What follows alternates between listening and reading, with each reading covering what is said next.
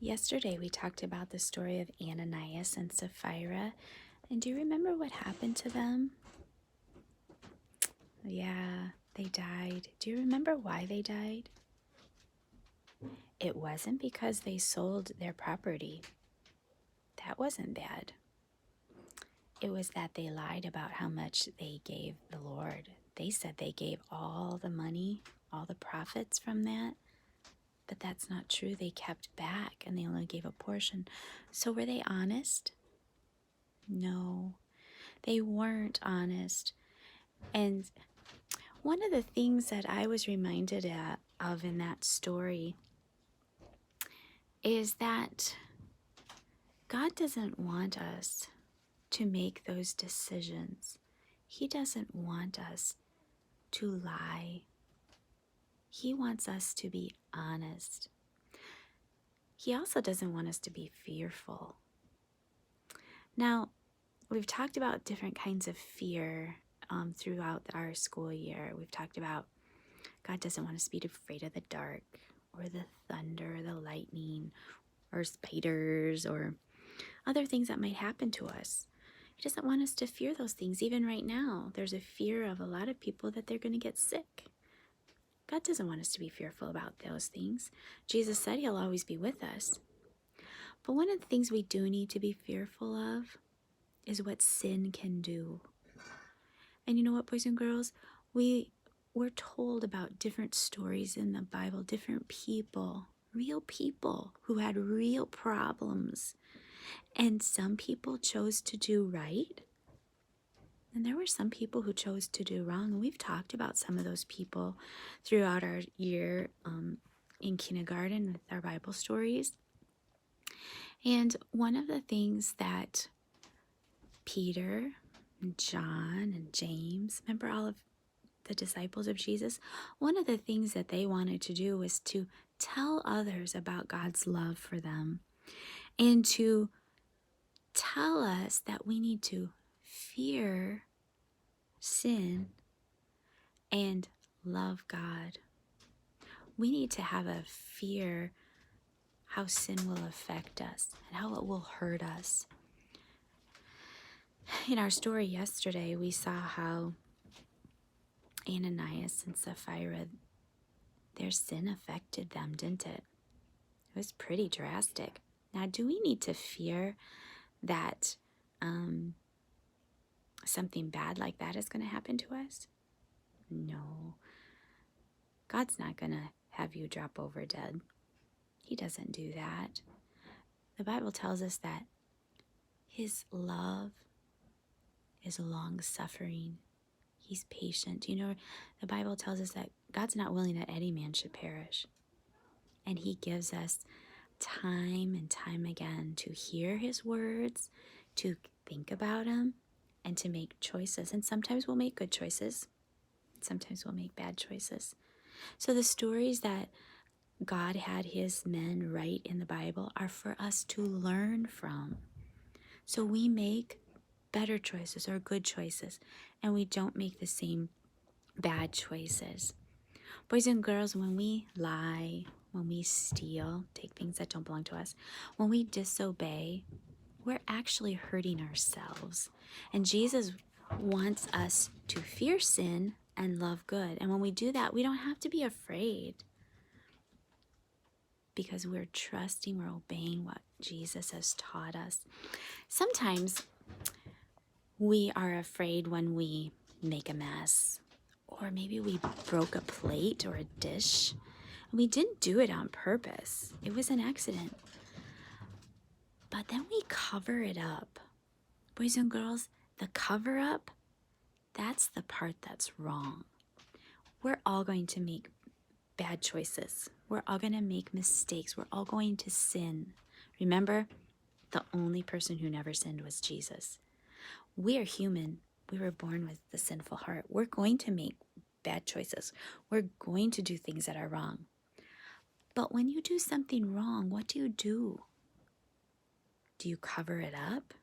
Do you try to hide it? Do you say, I didn't do it? Boys and girls, that's lying. That is what we need to be fearful of.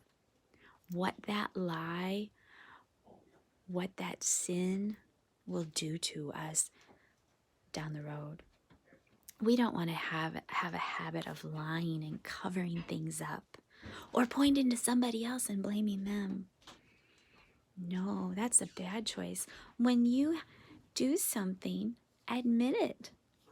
If you spilled the Kool-Aid all over the floor, admit it. Clean it up. Fix it. Boys and girls, that's so much better than taking mommy's towels and mopping it up and throwing it down in the basement. Fix the problem. Be truthful. Be honest. And those types of things will happen all through your growing up years.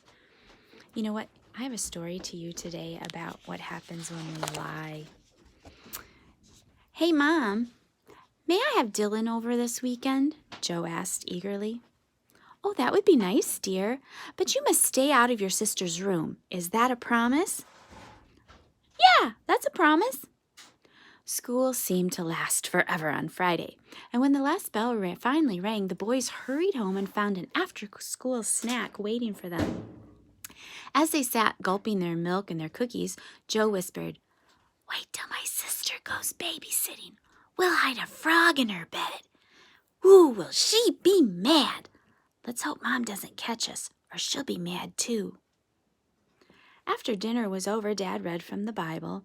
These 6 things doth the Lord hate, he began. And most of the scripture was lost because Joe started daydreaming. But these words stuck in his head. A false witness that speaketh lies, and he that soweth discord among the brethren.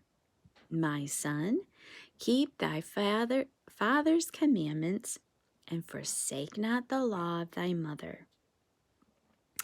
Come on, said Dylan later. Let's go catch that frog we were talking about. I know where there's some in the ditch down by the street. It's full of them. It'll be fun. Joe hesitated. Oh, I told Mom I wouldn't go into Sally's room. I was going to do it anyway, but Dylan, now I can't. Aw, come on. Don't turn into a boring goody-goody, or I'll go home. Besides, if you back out now, you're a liar, 'cause you said we'd do it. Joe was confused for a moment. He silently asked God to help him. Dylan, I never should have told you that I would go into Sally's room to put a frog in her bed, because I had already promised my mom that I wouldn't. I was wrong. I'm sorry. Dylan grabbed his sleeping bag and his bag and headed home. Joe went in to explain to his parents. Dad, Mom, Dylan's going home. And he explained what had happened. Joe, you passed a very important spiritual test, Daddy told him. God is pleased, and so are we. And don't worry about Dylan. I'm sure he'll realize he made a big mistake after he thinks about it. How about you? Do you think lying is no big deal? Do you know it's mentioned twice in the list that God has given to us in His Word? Proverbs 6, verse 17 and 19. Have Mommy read that to you. It might be a common and ordinary thing nowadays. Lots of people do it. They might call it, oh, it's just a little lie. But all lies are bad. It doesn't matter if it's little or big.